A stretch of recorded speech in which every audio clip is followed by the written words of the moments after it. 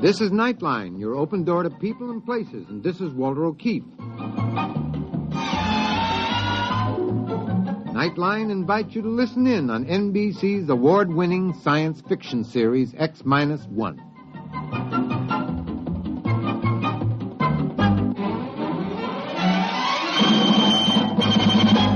Now escape to a world of the future. Countdown for blast off. X-5, 4, 3, 2, X-1, fire.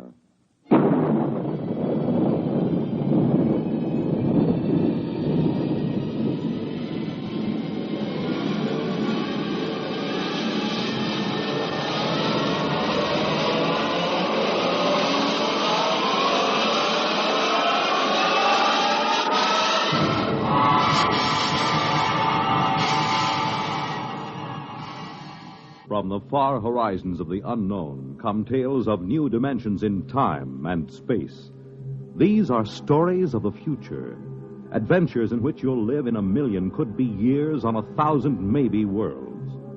The National Broadcasting Company, in cooperation with Galaxy Science Fiction Magazine, presents X minus 1.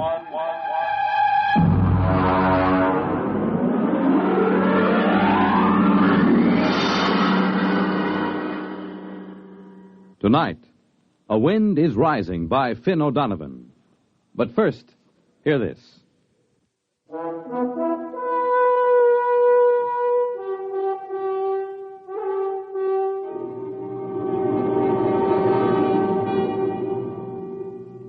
Now, X-1. And tonight's story, A Wind is Rising.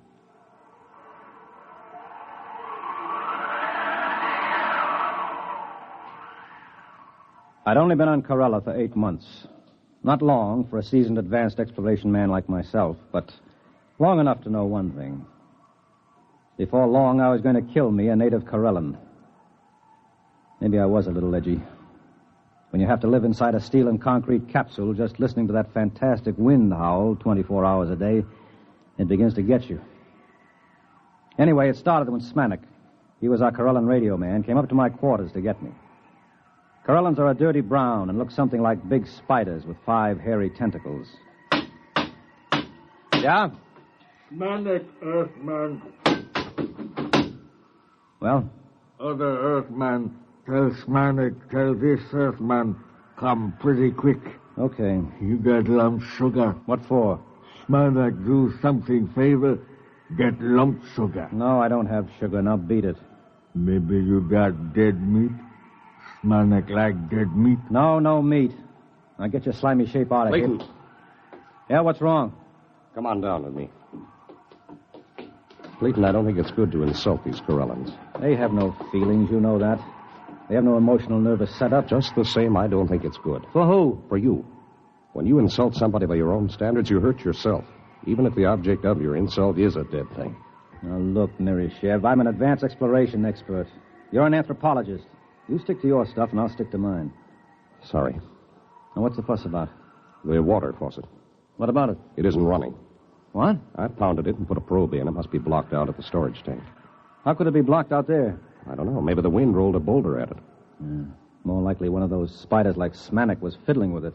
The natives have been told not to tamper with the water line. They don't like us. They might. I thought you said they were incapable of feeling like or dislike or any emotion. I did. I know they can't feel, but still somehow I get the sensation that they resent us. I'm glad we've only got one of them inside the station. Regardless of that, we can't live with our water supply cut off. Oh, listen to that wind. It'll be murder out there. I'll go. It's my turn. You wouldn't know what to do if you got there. It seems quite simple. Now, come to think of it, it could be a 2-man job if there's a boulder.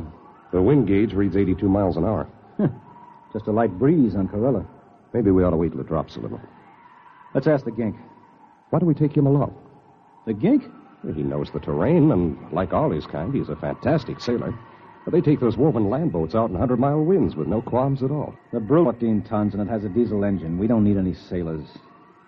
If we have to use a steadying sail, I can handle it as well as any Spider-Man. Just a suggestion. Well, you stick to anthropology.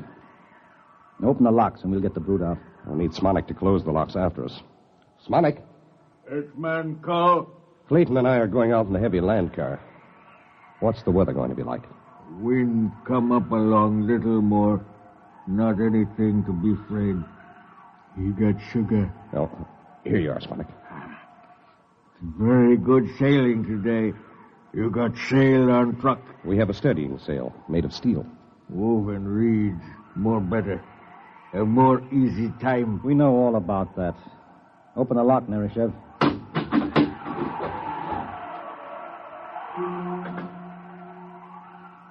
The brute, as we called it, was armored like a tank and streamlined. It had vision slits of shatterproof glass, and most of its 14 tons were centered near the ground. It was sealed from dust and had 6 giant tires made of woven steel mesh. It was built to take the rocky terrain of the planet Corella and to navigate in the gale-force winds that battered the planet. I strapped myself into the cockpit, and we were ready. The wind indicator told me that the winds had risen to 94 miles an hour and rising.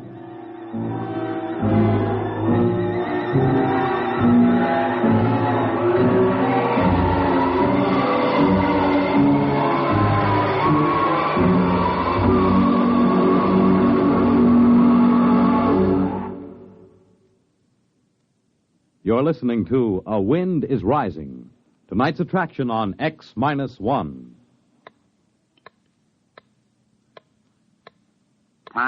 Nighttime. The lights dim down for the curtain in theaters on Broadway. A Hollywood star greets the first guests at her party in Beverly Hills. In Chicago, the police plan to close the ring on a band of desperate criminals. At a world-famous circus in Paris, France, the star trapeze artist climbs to a precarious perch high over the center ring. In a Las Vegas nightclub, a hush falls over the tables as one of the great singing stars of our time steps out onto the stage. And in New York's Radio City, the studio warning light flashes, "Stand by."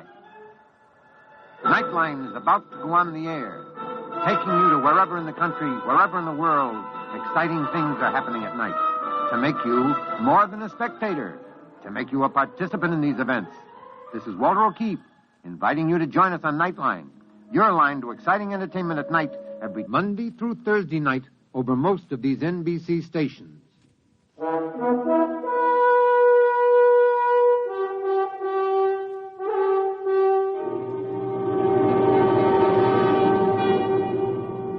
Now back to X-1 and A Wind is Rising.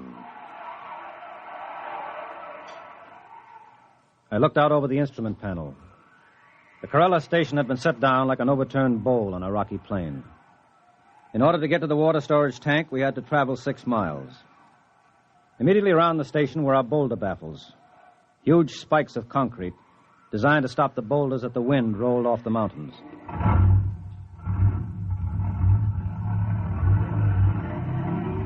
I shoved the brute into gear, and we were on our way. Hang on, Nerishev. Here we go. The wind is up to 97. Do you suppose we're in for a storm? The gink said it was fine sailing weather. For a Corellan, maybe. Well, this baby can take it. You see the pipeline yet? The sand is pretty thick in the vision glass. There it is. About 2 points on the starboard bow. I see it now. What's our speed? 3 miles an hour. Give us a little more oxygen in here. Right? Hey, there's something coming toward us. Looks like a boulder. Hard right. That was no boulder. That was one of those ginks out for a sail in his land ship. Playful, aren't they? Next one scares us like that, I'll shoot him, so help me. I don't understand how they can sail those flimsy ships on those wooden rollers. What's our wind speed now? 102 miles an hour. I think it's going to be a storm, Clay. Well, there's no point in turning back now. We can't live without water. I'm game if you are. What's the strongest storm we've ever recorded? Well, let's see. In the 8 months we've been here, about 168 miles an hour. Well, this baby was built to navigate up to 200. We'll be all right.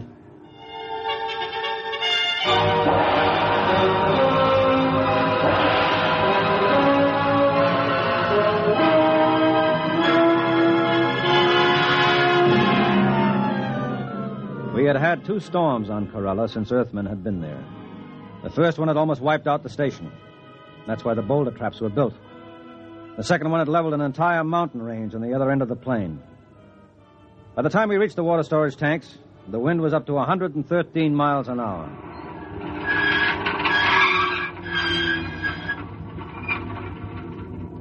Well, this is it. One of us has got to put on an air suit and repair the damage. Means blowing out the line. It's my turn. What do you know about mechanical things? I'll go out.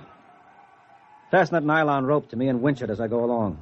I'll anchor the brute in the lee of the concrete breaker. Maybe you ought to wait till the wind dies down.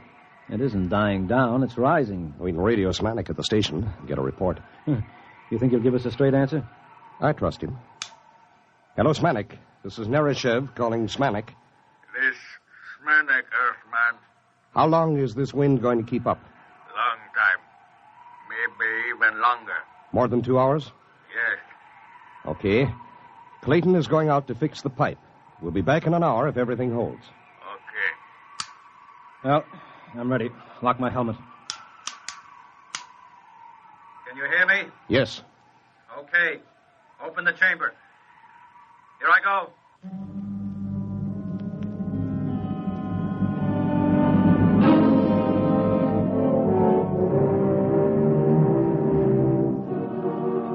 Outside, the wind thundered and roared like breaking surf. Once I was almost blown free, but the line held. By the time I crawled back into the ship, I'd cleared the water lines, but my suit was shredded and my air extractor was clogged with dust. The wind was up to 145 miles an hour and still rising. You all right? Yeah. All right, let's get this thing going. It's starting to shiver in the wind. Right.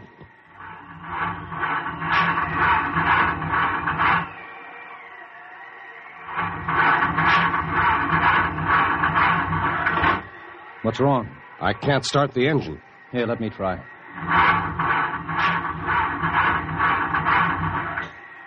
Sand. Sand in the bearings, in the injectors, every place. She'll never start. Good grief. Well, we'll have to sail her back. What? I said we'll have to sail her back. At wind speeds like this? It'll be like sailing a little dinghy across the Atlantic in a gale. Well, what else can we do? We'll put out the auxiliary anchor and ride it out. No. One good boulder and we'd be goners. Come on, raise the sail. Okay.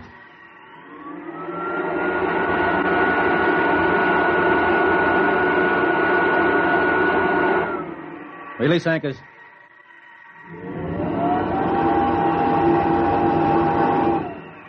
Hang on. Here we go.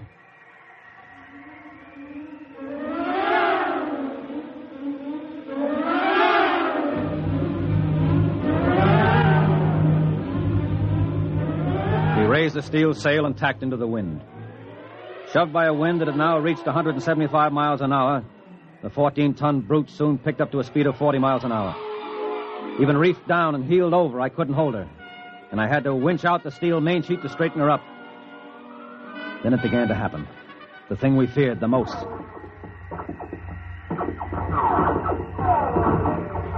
What's that? The wind is tossing rocks at us. Oh. Well, as long as we're not capsized, we'll be okay. She's heeling at 45 now. It's no problem. So rock smashed the visor. Put on your oxygen mask. Wait.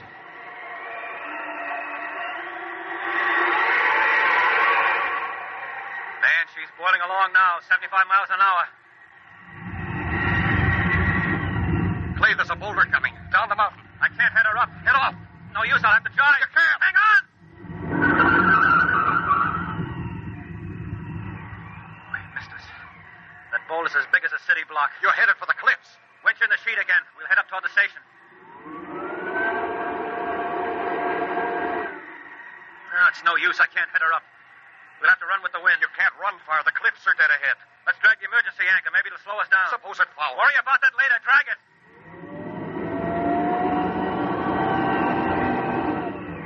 That's better. I may even be able to head her up now. Those cliffs. Holy smoke, look at that. A dozen current land ships sailing toward the station like it was a fine afternoon. They usually keep away from the station. There's no time to worry now. Winch in the sheet. I'm going to head up higher.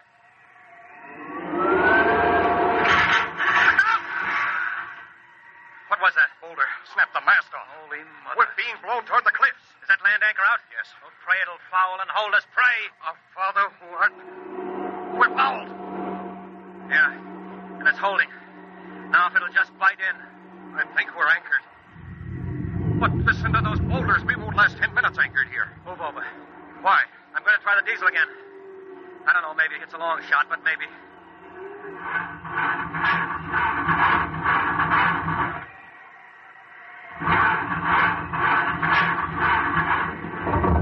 It's caught. It's caught. Come on, baby. Start. Start! That's it. She's running. She's running. All right, let go that anchor. Warm up that coffee, Smanik. We're coming in.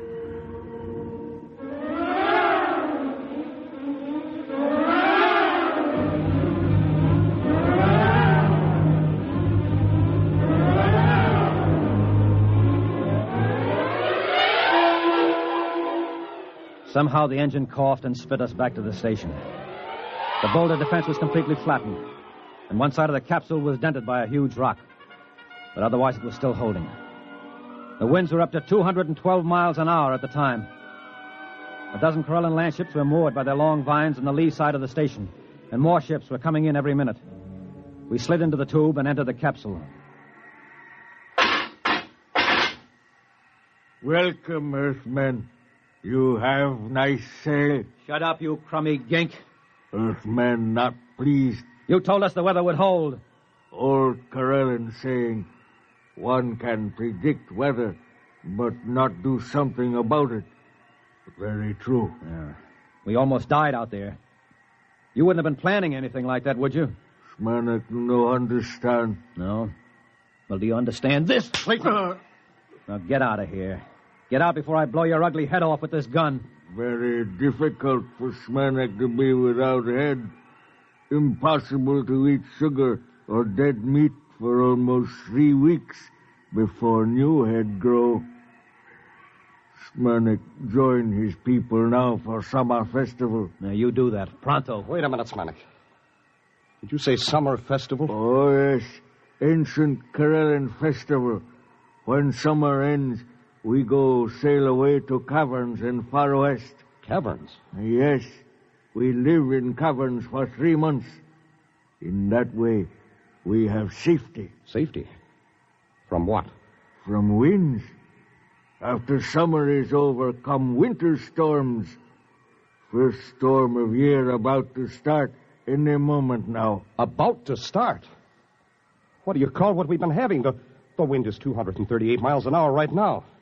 The brute's ruined, the boulder defense is leveled, the foundations are cracked. Very regrettable.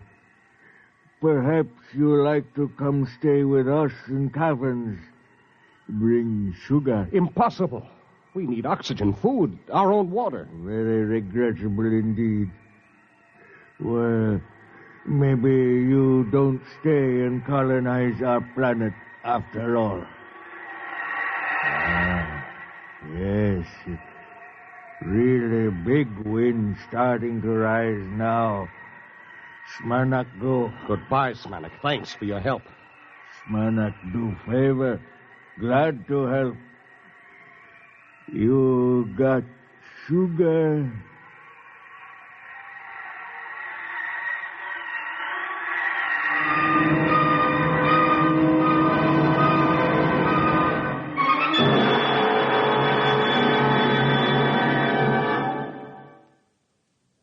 Fred Collins again, and I'll have another word for you about X-1 in a moment.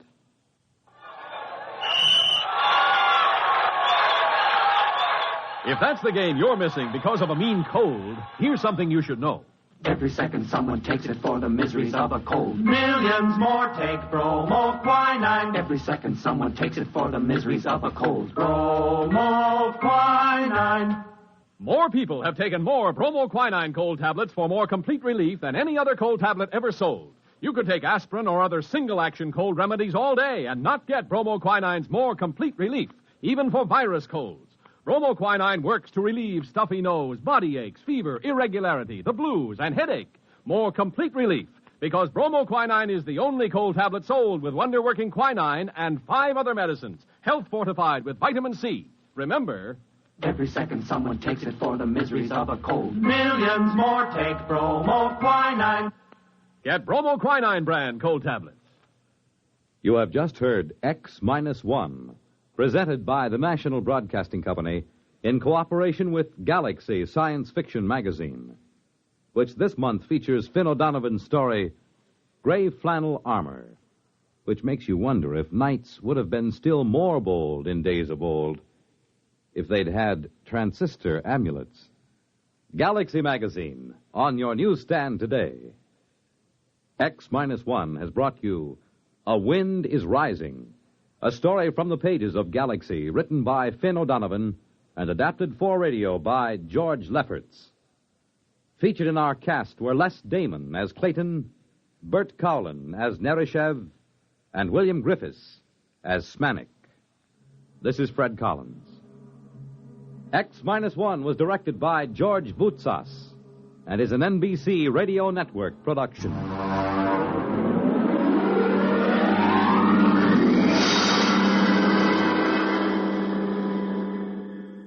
There's excitement in the air at night, and Nightline brings it to you.